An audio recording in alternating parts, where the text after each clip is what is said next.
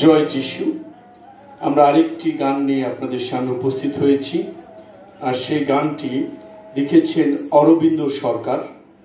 এবং এই গানটি বিশেষ করে প্রথম যে লাইনটি গীত সংহিতা 23 অধ্যায়, সদাপ্রভু আমার পালক, আমার অভাব হইবে না, এবং তারপরে যে অন্তরাগুলো আছে যা মতিলিখিত সুষমাচার 6 অধ্যায় 25 থেকে 33 পদের মধ্যে এই অন্তরগুলো রয়েছে। এবং এই আলোকে হয়তোবা অরবিন্দ সরকার মহোদয় এই গানটি রচনা করেছেন, সুর করেছেন। এবং আজকে এই গানে আমার সাথে রয়েছে গতবারের মতো এলিও ত্রিপুরা, এবং আজকে ঢোলে সঙ্গত দেবেন আমাদের শীতল পাহান। তো আমরা এই গানটি করতে পারি, সদাপ্রভু আমার পালক, আমার অভাব হইবে না।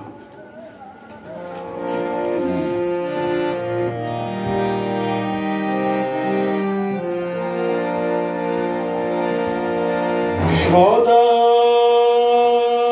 প্রভু আমার পালক, আমার অভাব হইবে না। সদা প্রভু আমার পালক, আমার অভাব হইবে না।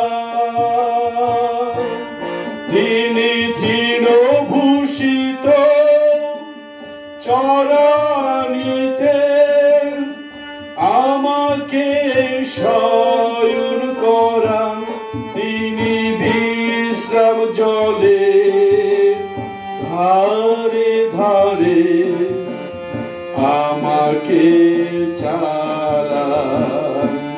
তাই আমি ভাবিত হব না, সদা প্রভু আমার পালক, আমার অভাব হইবে না।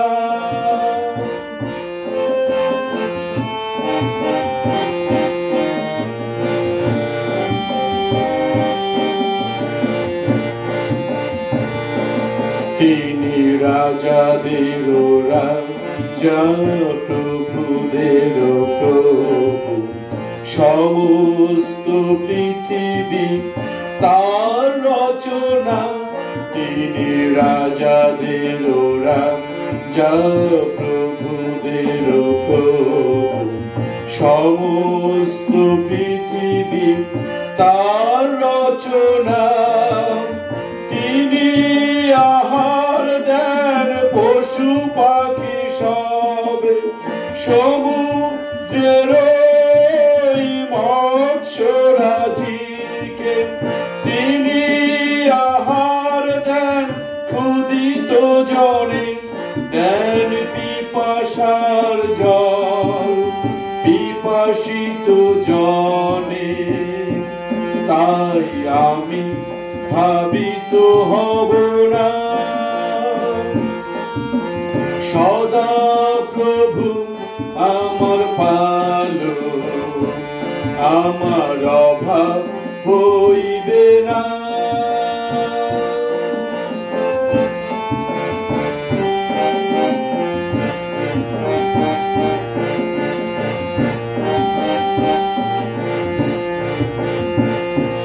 যে দেখো চড়ুই পাখি, যারা শস্য বনে না শস্য কাটে না, গোলা ঘর নাই তাই সংগ্রহ করে না।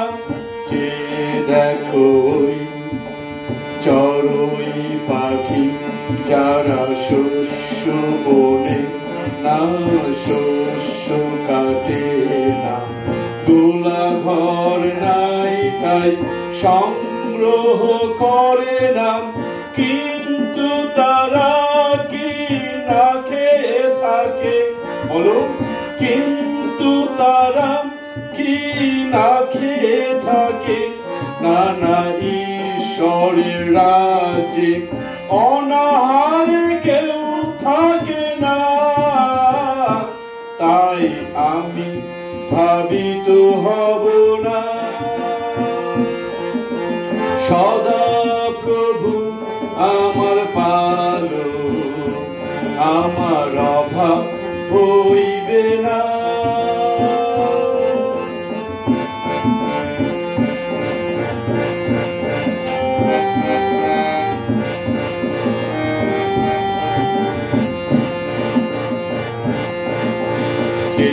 দেখো কানুর পুষ্পে যারা সুতা কাটে না, কাপড় বলে না, কাপড় নাই তাই পোশাক পরে না। যে দেখো কানুর পুষ্পে যারা সুতা কাটে না, কাপড় বলে না, কাপড় নাই তাই পোশাক পরে না।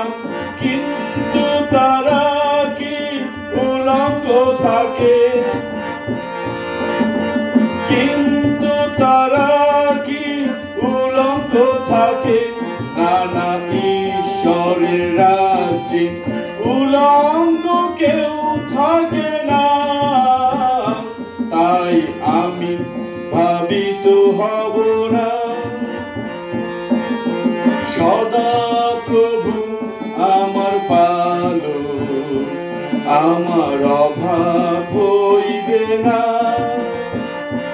তিনি তৃণভূষিত চরানিতে আমাকে শয়ন করান। তিনি বিশ্রাম জলে ধারে ধারে আমাকে চালান। তাই আমি ভাবিত হব না।